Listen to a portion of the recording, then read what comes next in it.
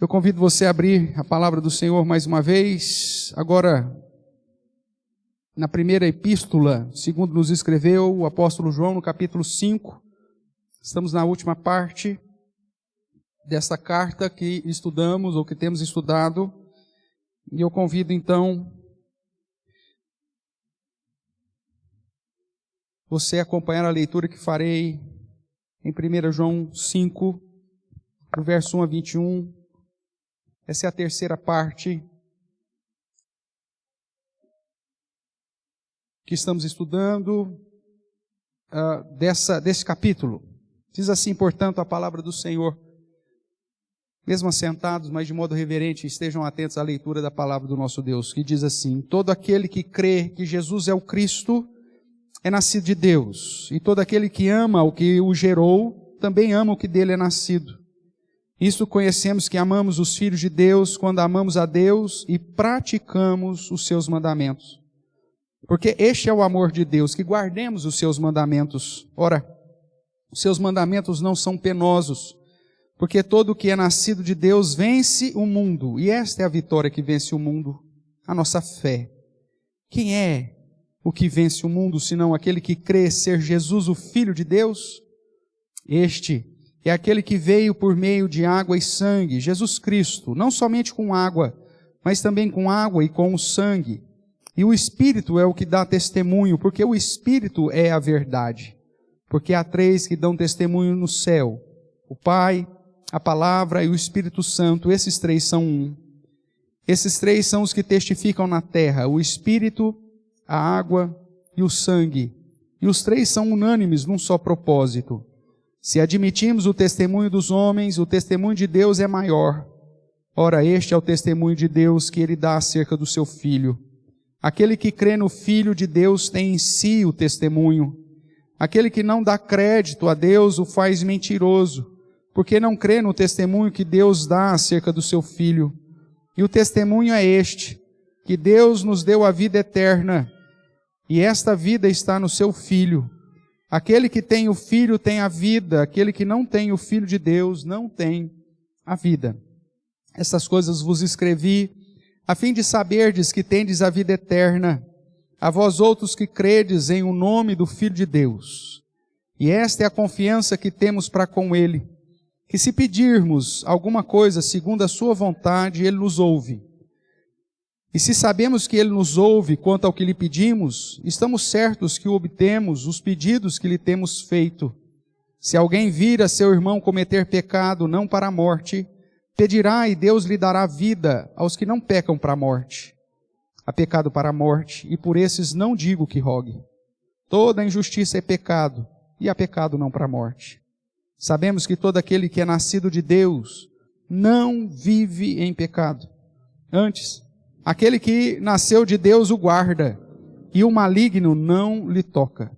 Sabemos que somos de Deus e que o mundo inteiro jaz no maligno. Também sabemos que o Filho de Deus é vindo e nos tem dado entendimento para reconhecermos o verdadeiro. E estamos no verdadeiro, em seu Filho, Jesus Cristo. Este é o verdadeiro Deus e a vida eterna. Filhinhos, guardai-vos dos ídolos. Oremos. Pai querido, mais uma vez colocamos em Tua presença em oração, e nessa hora que nos preparamos para relembrar parte da Tua palavra e estudarmos um pouco mais dela, clamamos pela iluminação do Teu Santo Espírito e pela ação do mesmo Espírito sobre nós e em nós, de modo que possamos sair daqui edificados, ensinados, corrigidos, e com a palavra do Senhor guardada em nosso coração, de modo que possamos aplicá-la no nosso dia a dia, cumprindo assim com a Tua vontade, exaltando o Teu santo nome. Pai, use-me, apesar de mim mesmo, e fale primeiramente ao meu coração, ao coração dos meus irmãos, que haja de fato, ó Deus, arrependimento e vida, que haja, ó Deus, consagração, que haja, ó Senhor, mudança de vida, para a honra e glória do Teu nome, e para o nosso próprio bem. É o que nós clamamos em nome de Jesus Cristo. Amém. Amém, irmãos. Irmãos, nós temos estudado e nós vimos recentemente que neste último capítulo de 1 João, nós já tratamos disso outras semanas, vou tentar repetir aqui brevemente com os irmãos. O objetivo de João, nesse último capítulo, é tratar da verdade sobre a verdade, uma vez que Jesus é a verdade. Ele mesmo diz no Evangelho que Jesus expressa o fato de que eu sou a verdade, o caminho, sou a vida. Né? Ninguém vem ao Pai a não ser por mim. Então ele está falando a respeito de Cristo. E ele então vai apresentar Jesus, como você vê aí no verso 1, como sendo o Cristo, como sendo o Messias, como sendo aquele que fora prometido no Antigo Testamento e que veio cumprir rigorosamente com o plano redentivo de Deus. Então Jesus é apresentado como sendo o Cristo. Também é apresentado como sendo o Filho de Deus, mas não numa perspectiva de inferioridade, mas simplesmente daquele que cumpre a vontade redentiva de Deus nesse plano econômico de Deus, onde o Pai determina a respeito do plano da redenção, o Filho executa o plano dessa redenção e o Espírito Santo aplica sobre os seus esse plano da redenção. Então, nesse sentido, Jesus também é o Filho de Deus, mas esse título aponta para o fato que Jesus é o próprio Deus. Não é à toa que aqui em 1 João capítulo 5, lá no verso 20, vai dizer, olha, Jesus, ele é o verdadeiro Deus. Dá uma olhadinha aí comigo. No verso 20, também sabemos que o Filho de Deus é vindo e nos tem dado entendimento para reconhecermos o verdadeiro. E estamos no verdadeiro, em seu Filho, Jesus Cristo. Este é o verdadeiro Deus. Como só há um Deus verdadeiro, ele é Deus com Deus, ele e o Pai são um, como ele mesmo já nos ensinou. Além disso, também ele, além de ser o verdadeiro Deus, é apresentado aí no verso 20, que ele é também o quê? Ele é o verdadeiro Deus e a vida eterna. Ele é a fonte da vida eterna. Quem tem o Filho tem a vida. Quem não tem o Filho não tem a vida. Esse é o objetivo geral de João no quinto capítulo, portanto. Mas além desse ensinamento sobre a verdade, sobre o próprio Cristo, nós vimos também que essa crença em Jesus como o Cristo, como o próprio Deus e como a fonte de vida eterna, deve produzir em nós algumas consequências.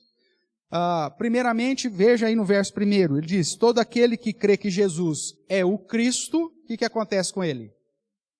É nascido de Deus, ou seja, nós passamos pelo novo nascimento, nós passamos pela conversão, consequentemente nós somos reconciliados com Deus, e não só com Deus, porque amamos a Deus e amamos os nossos irmãos.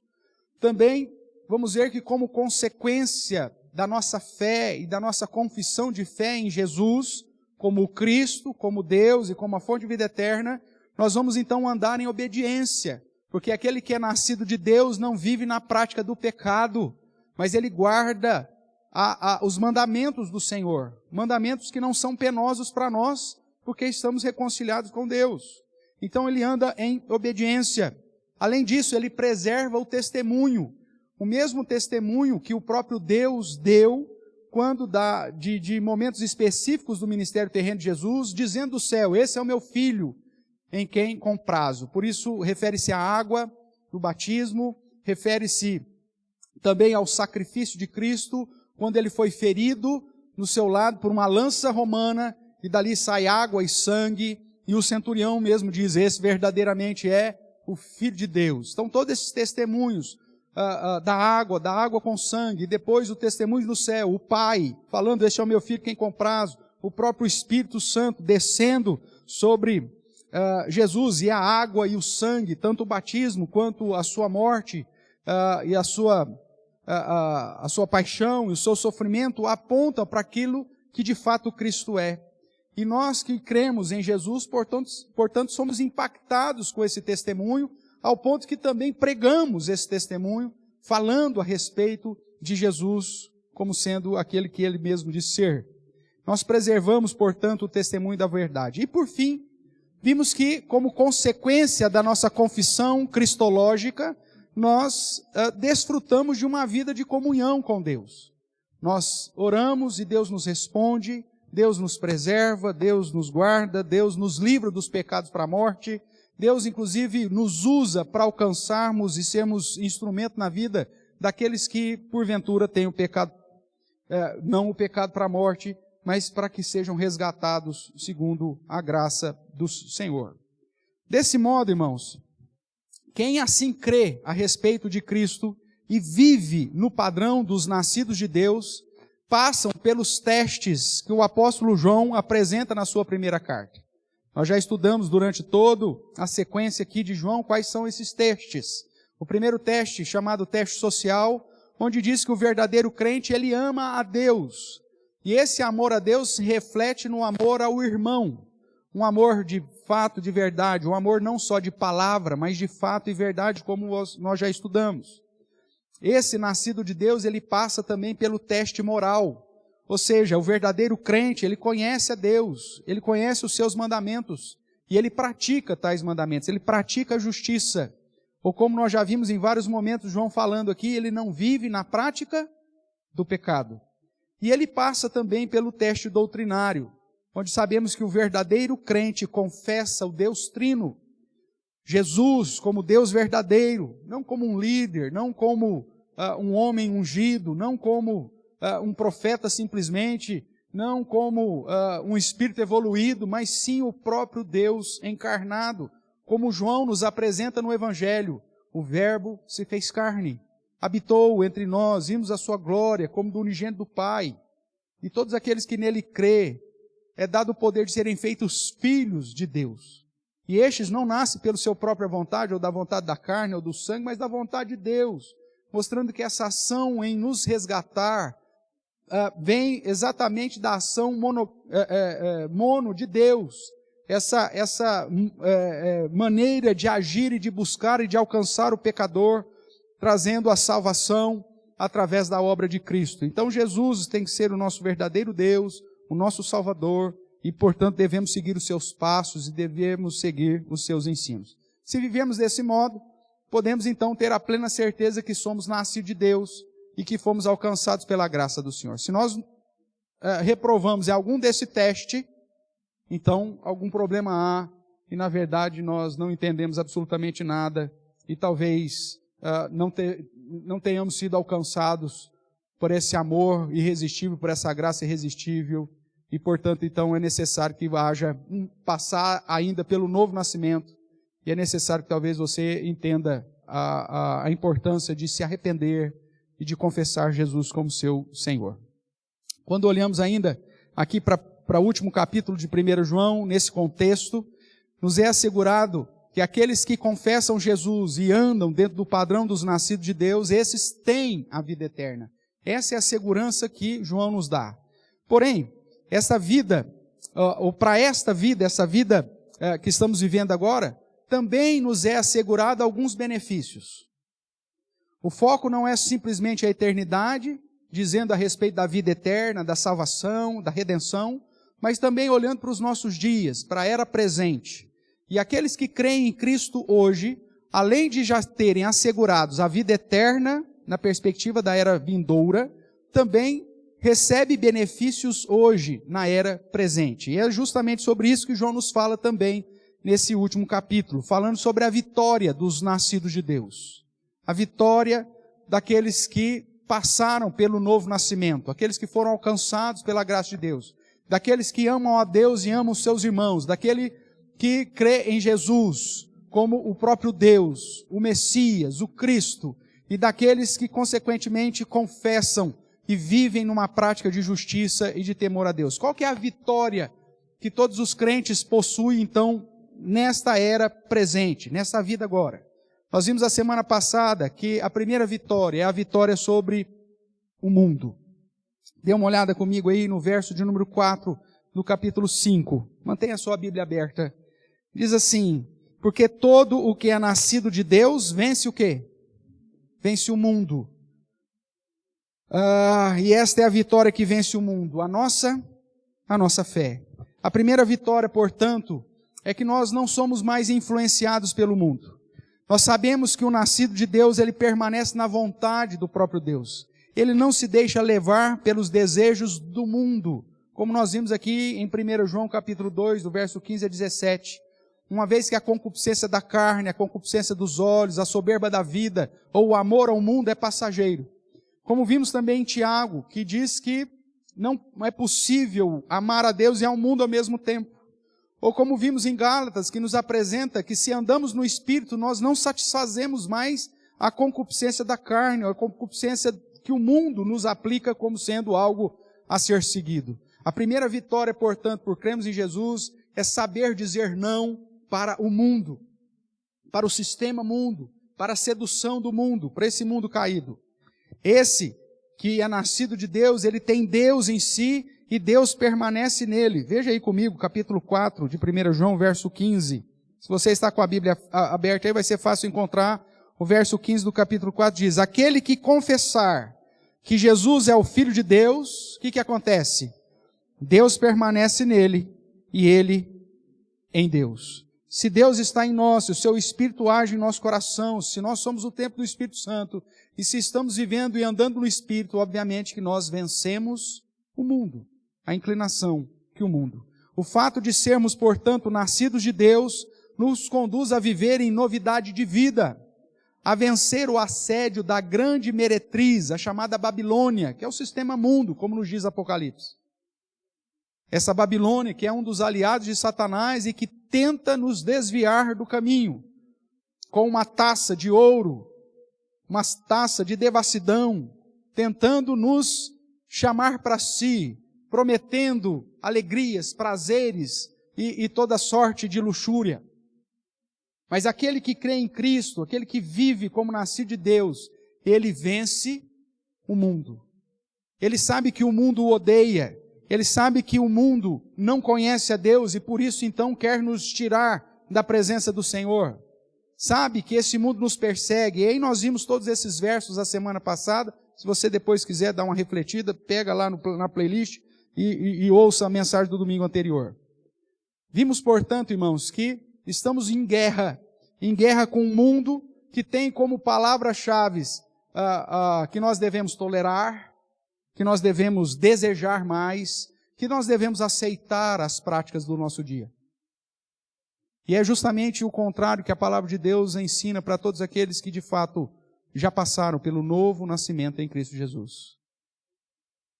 A palavra do Senhor diz que aquele que nasceu de Deus, ele sabe o que é certo e o que é errado, ele não pratica mais a prática pecaminosa, ele não vive na prática do pecado. Os seus desejos são para completar e fazer a vontade daquele que o arregimentou. Ele crucifica a sua própria carne.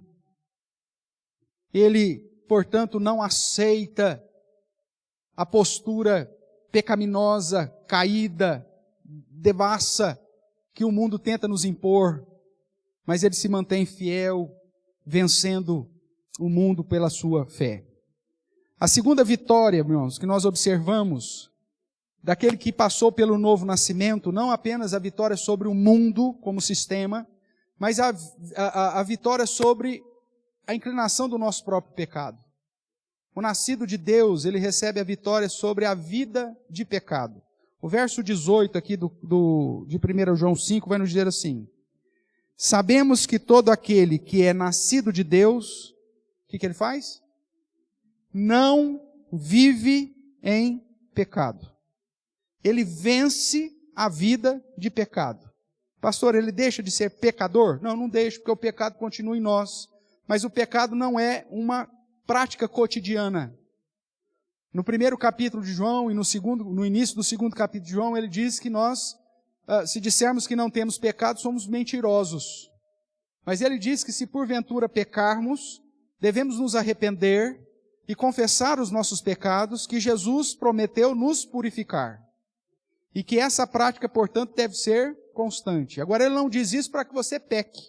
Ele diz isso para que, se porventura você peque, você saiba que o perdão está acessível através do arrependimento em Cristo Jesus. Porque o verdadeiro nascido de Deus, como diz o verso 18, ele não vive em pecado. Ele sabe aquilo que desagrada a Deus e ele, portanto, não anda. Mesmo que num determinado momento da sua vida ele escorregue, mesmo que num determinado momento da sua existência como cristão ele caia, mas isso não é uma constante. E ele se arrepende, ele é contrito, ele tem tristeza pela prática pecaminosa. Ele se achega a Deus e o diabo se afasta dele. E a prática pecaminosa também o deixa, porque ele se enche do Espírito. E ele não alimenta mais a sua carne, mas ele alimenta a comunhão com o Senhor. Os nascidos de Deus, portanto, irmãos, já foram livres da condenação do pecado. E apesar de ainda viverem sob o assédio do pecado, é verdade, não vivem mais nele. Antes, eles praticam a verdade, eles praticam a justiça, eles andam em novidade de vida. Vamos dar uma olhadinha aqui em alguns versos na própria primeira carta de João. 1 João capítulo 1, verso de número 7, até o capítulo 2, verso 6, vai dizer: Amados, não vos escrevo mandamento novo, senão mandamento antigo, o qual digo, o princípio tiveste, ou desde o princípio tiveste. Esse mandamento antigo é a palavra, estou relendo o 2. Capítulo 1, verso 7. Se, porém, andarmos na luz, como Ele está na luz, mantemos comunhão uns com os outros, e o sangue de Jesus, seu Filho, faz o que conosco? Nos purifica de todo pecado. Veja, fomos purificados em Cristo Jesus do nosso pecado. Agora, se dissermos que não temos pecado nenhum, a nós mesmos nos enganamos, e a verdade não está em nós. Ainda não estamos livres de todo pecado. Fomos libertos da condenação do pecado. Se confessarmos os nossos pecados, Ele é fiel e justo para perdoar os pecados e nos purificar de toda a injustiça. Se dissermos que não temos cometido pecado, fazemos Deus mentiroso, ou fazemo-lo mentiroso, e a sua palavra não está em nós. Filhinhos meus, essas coisas vos escrevo para que não pequeis. Se, porventura, todavia, alguém pecar, temos consolador ou advogado junto ao Pai, Jesus Cristo, o justo. Ele é a propiciação pelos nossos pecados, e não somente pelos nossos próprios, mas ainda pelos dos crentes do mundo todo, ou do mundo inteiro.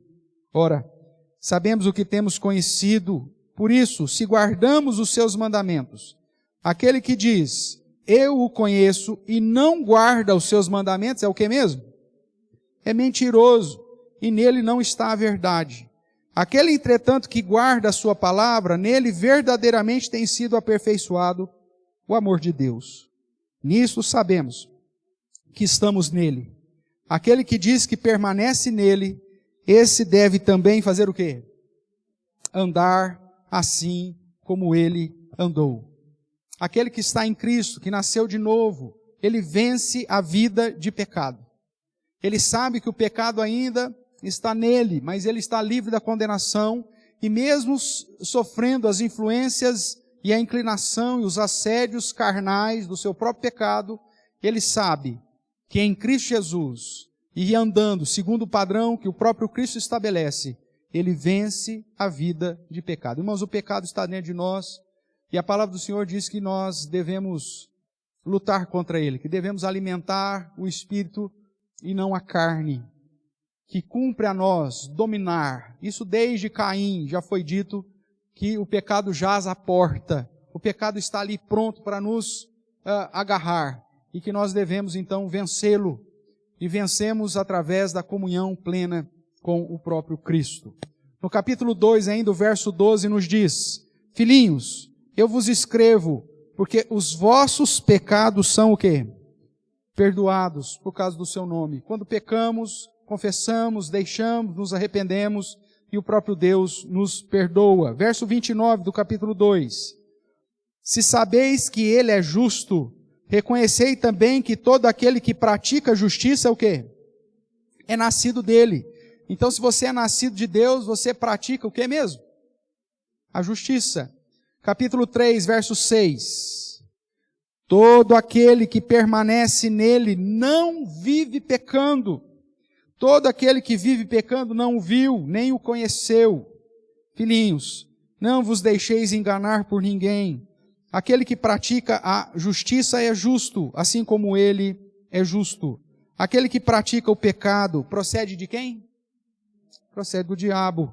Porque o diabo vive pecando desde o princípio. Para isto se manifestou o Filho de Deus, para destruir as obras do diabo. Todo aquele que é nascido de Deus não vive na prática do pecado, pois o que permanece nele é a divina semente. Ora, esse não pode viver pecando, porque é nascido de Deus. Nisto são manifestos os filhos de Deus e os filhos do diabo. Todo aquele que não pratica justiça não procede de Deus, e nem aquele que não ama ao seu irmão. E ainda no capítulo 5, como nós lemos, o verso 2 vai dizer: nisto conhecemos que amamos os filhos de Deus, quando amamos a Deus e fazemos mais o quê? Praticamos os seus mandamentos. Irmãos, aquele que é nascido de Deus, além de vencer o mundo, ele vence a inclinação da sua própria carne. Ele vence os desejos carnais.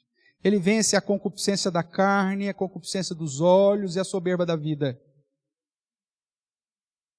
Não porque o pecado é ruim. Nós, na nossa pecaminosidade, sabemos que o pecado é gostoso. Porque se o pecado fosse ruim, ninguém pecava. Mas justamente porque desfrutamos da comunhão com Deus, é que rejeitamos até mesmo aquilo que a nossa carne diz que é legal. Rejeitamos aquilo que a nossa carne diz que é prazeroso. Porque nós amamos mais a Deus do que a nós mesmos. Porque nós amamos mais a Deus que morreu na cruz por nós do que as inclinações da nossa própria carnalidade. Aqueles que são nascidos de Deus, eles vencem a sua própria carne, eles vencem a inclinação do próprio pecado. Dentro dessa luta, a nossa carne vai tentar nos conduzir, algumas palavras-chave, a praticar a nossa vontade, a acatar o padrão que todo mundo faz e a realizar aquilo que está dentro do nosso coração. Mas a palavra do Senhor diz que nós vamos nos colocar frente a tudo isso. E para agradar ao Senhor e demonstrar que de fato somos nascidos de Deus, que conhecemos a Deus, que andamos na sua luz, nós falamos não para a inclinação pecaminosa do nosso próprio coração. Aquele que é nascido de Deus, ele vence a vida de pecado. E por isso sabemos que todo aquele que é nascido de Deus não vive em pecado. E a terceira vitória, irmãos, é a vitória sobre o adversário. É a vitória sobre o maligno.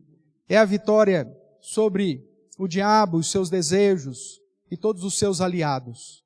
Aquele que é nascido de Deus, ele vence também o próprio Satanás.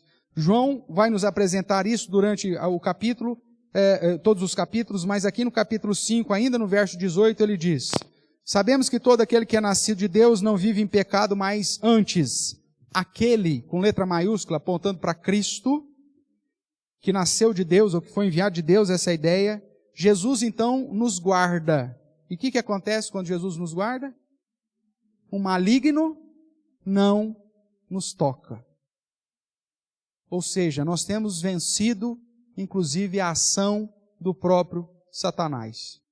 O cristão, ele não fica endemoniado, irmãos. O verdadeiro crente, ele não pode ficar debaixo da ação de Satanás. Porque o Satanás não pode nem tocá-lo, se ele de fato é nascido de Deus. Essa é a visão que a palavra de Deus nos apresenta. Então, aquela pessoa que se diz crente, nascido de Deus, vai na igreja, todo dia que vai na igreja, cai endemoniado, de duas uma. Você tem que dar uns tapas no traseiro dela para parar com ser vergonhice, ou você tem que evangelizá-la. Porque ela, na verdade, não nasceu de novo. Ela não é nascida de Deus. E eu já tive as duas situações. Uma eu dei uma bela de uma beliscada no traseiro, que gritou tão alto que até o diabo fugiu. Tudo fruto de uma encenação, para justamente justificar a prática de pecaminosidade. Porque as pessoas é fácil. Ai, não fui eu, o diabo que me conduziu a pecar. E o diabo fala: eu não fiz nada não. Aquele que é verdadeiro crente, nascido de Deus, o diabo não toca, porque Jesus protege. Essa é a ideia.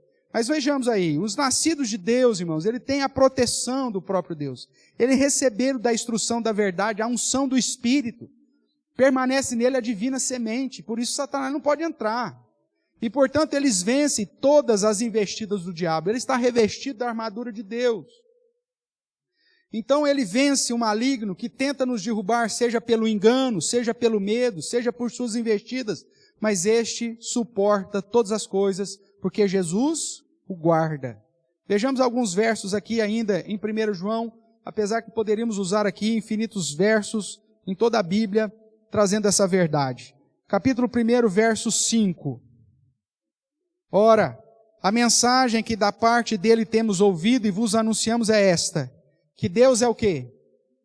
Deus é luz, e não há nele treva nenhuma. Se, portanto, estamos em Deus, estamos na luz, e se estamos na luz, treva nenhuma pode chegar até nós.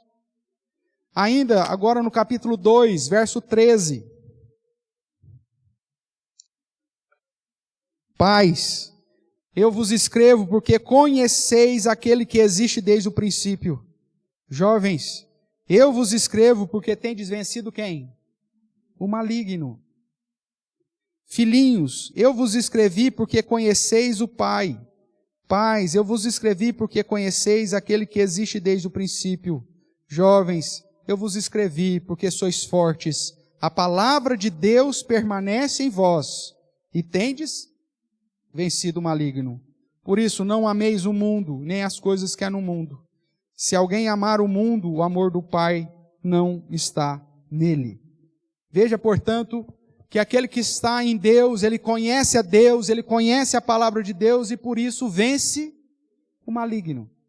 A gente suporta todas as aflições, opressões e dificuldades que porventura Satanás levanta contra nós, porque maior é aquele que está em nós do que aquele que está no mundo. O verso 20 ainda do capítulo 2 nos diz assim: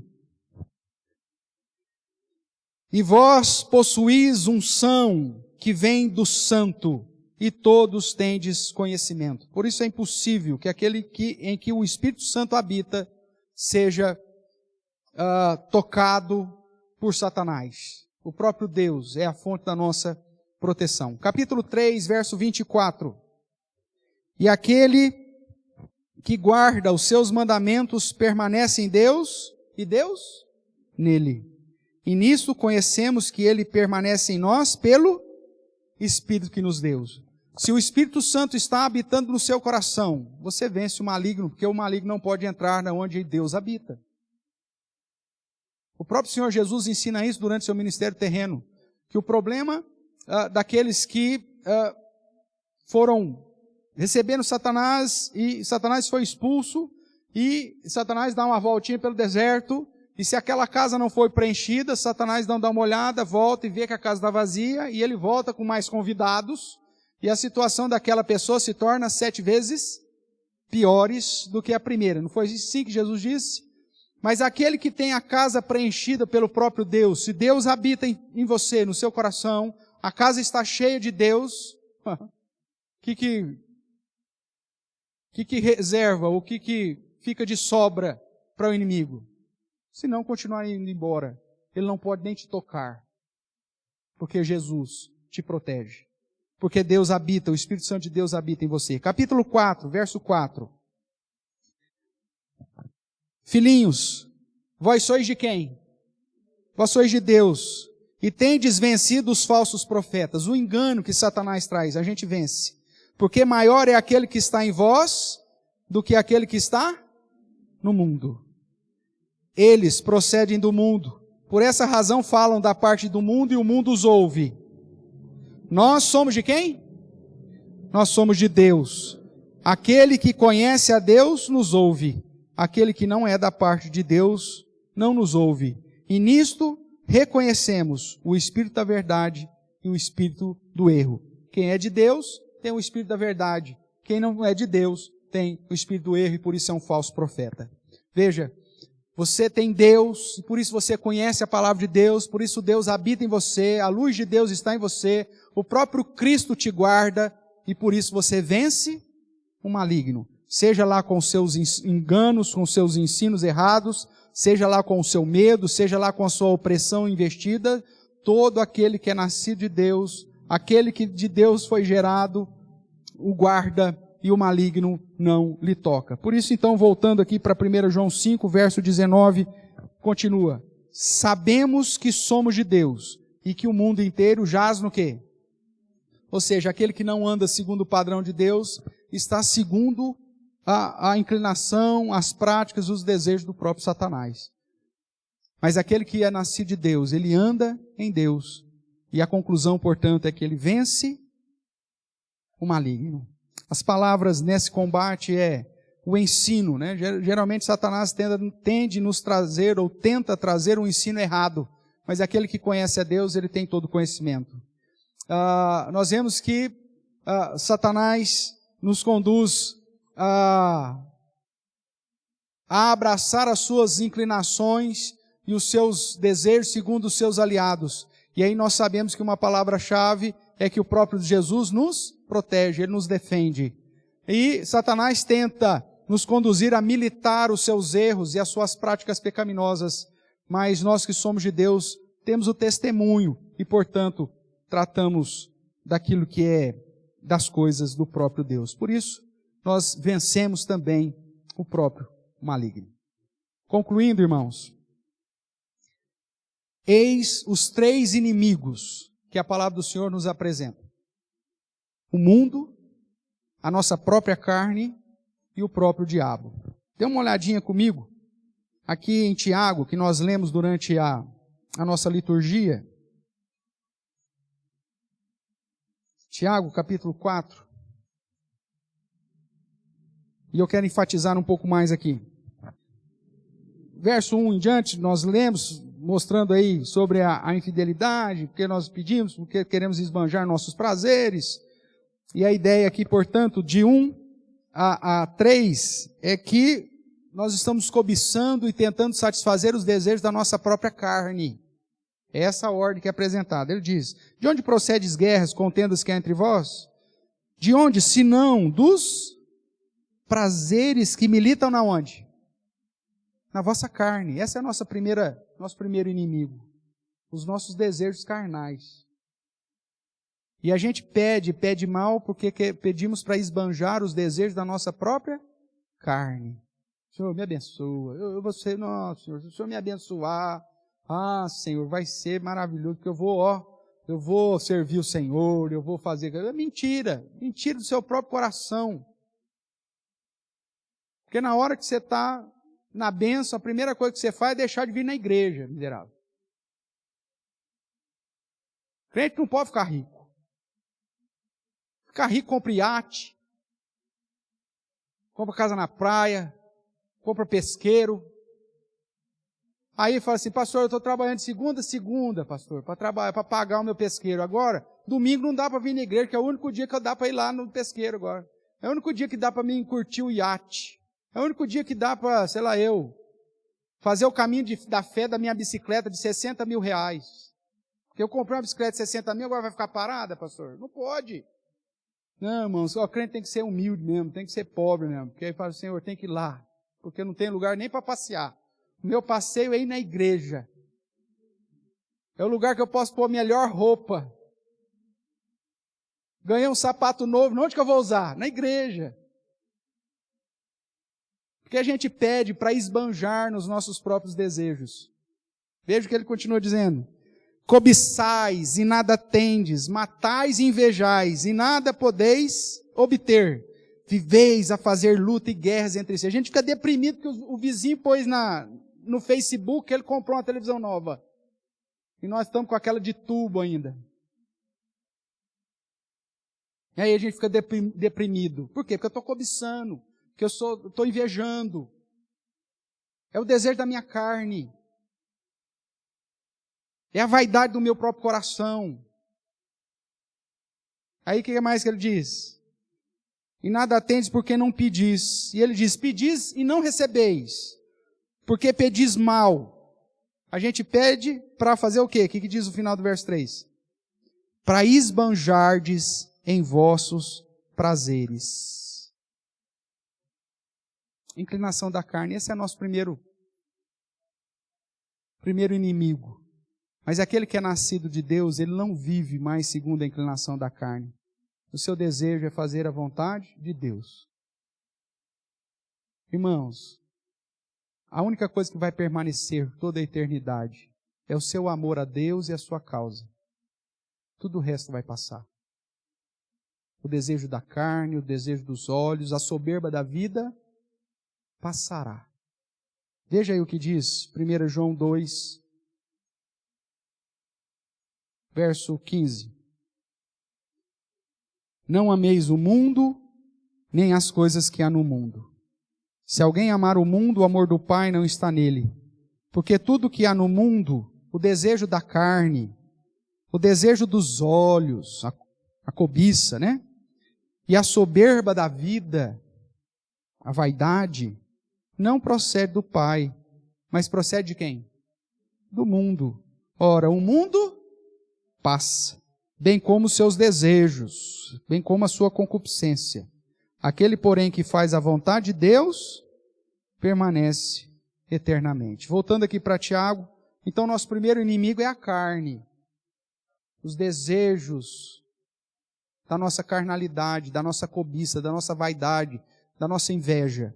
Depois ele continua dizendo, verso 4, apresentando o segundo inimigo aí, infiéis. Não compreendeis que a amizade de quem? A amizade do mundo é inimiga de Deus. Aquele, pois, que quiser ser amigo do mundo, se você quiser satisfazer aquilo que o mundo está falando para você fazer, você se constitui inimigo de quem? De Deus. Não dá para pisar em duas canoas, irmãos. Ou você vai consagrar a sua vida como nós cantamos aqui, só existe um dono na minha vida. Ou você vive aquilo que nós cantamos aqui, na minha vida só tem um Senhor, outro igual não há. Dono de tudo que existe, dono do quê? Do meu coração. Se realmente Jesus é o dono do seu coração, e se na sua vida Ele é o teu Senhor, não dá para você ficar com um pé no mundo e um pé na igreja. Não dá para você viver uma vida secular e uma vida sacra, mesmo porque na visão reformada não existe isso. Você só tem uma vida. Não tem uma vida, você fala, não, de segunda a sábado, pastor, eu curto o mundo. Então eu gosto de dar uma volta por aí. Hoje mesmo falei, né? Esse negócio de dar uma voltinha. Quem que fala sobre isso? Né? De rodear o mundo. Ou de curtir. Ai, pastor, a gente tem o direito, né, pastor? Ai, a gente é filho de Deus. O infeliz ainda fala, eu sou filho de Deus. Aí enche a cara no final de semana. Eu sou filho de Deus. Aí vai pro show lá e se arrebenta lá no show. Parece uma pombagira de último grau rodando, que nem um peão. Ai, eu sou filho de Deus, eu preciso dar uma desestressada. Vai lavar o banheiro. Vai lavar a louça. Vai fazer uma visita no hospital, um evangelismo. Se não tem serviço na sua casa, lá na minha tem, vai lá, eu te dou um monte de serviço para você fazer na minha casa. Desestressa rapidinho. Ah não, eu tenho que curtir. No que você está investindo, meu amigo, se Jesus é o Senhor da sua vida? A sua profissão que você está investindo, o seu hobby que você está investindo, os talentos que você tem.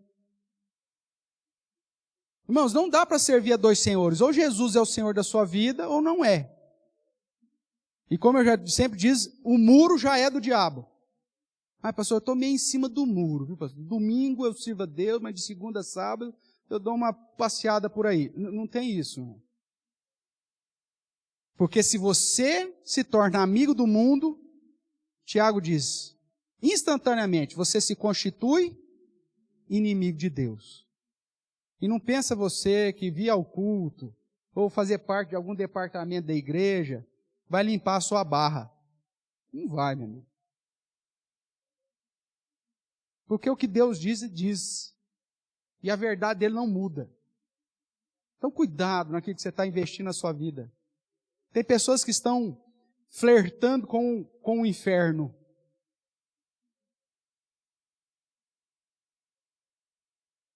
Por isso que é chamado de infiel aqui, de adúltero, né? Está olhando para o Senhor, mas está dando o dedinho para o Satanás.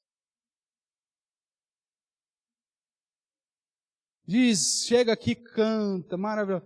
O Senhor é o dono do meu coração. Te seguirei até o fim. Não é à toa que João fala que você é mentiroso umas 10 vezes na sua carta. Você tem que tomar uma decisão. A quem você de fato serve.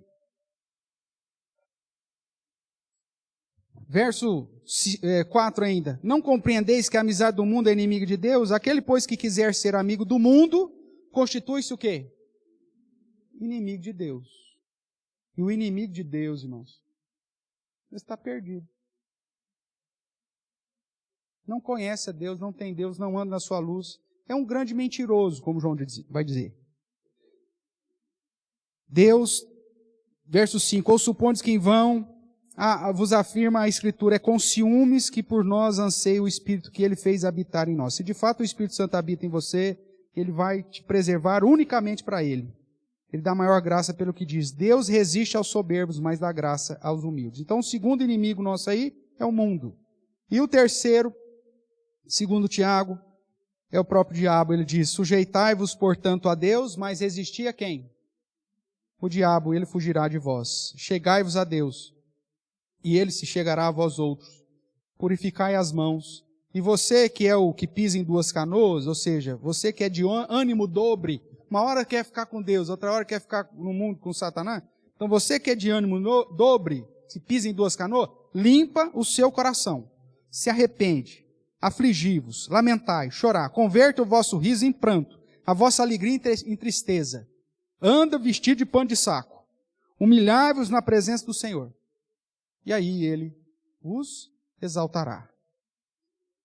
Quando cremos, irmãos, no testemunho de Deus e da sua palavra, que Jesus é o Cristo, o próprio Deus encarnado, o Filho de Deus, a verdade e a fonte de vida eterna, é porque fomos alvos do amor de Deus que nos alcançou para nos tirar das trevas, do medo, da condenação eterna e garantir a vitória.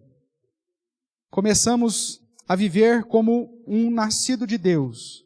E por isso o apóstolo Paulo vai dizer que nele nós somos mais que vencedores.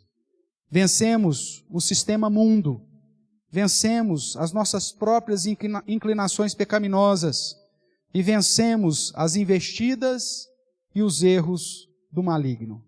Para terminar, acompanhe comigo esses versos, inclusive que nós lemos hoje pela manhã, aqui na escola dominical. Pelo menos alguns deles. Apocalipse 12, verso 10 a 12.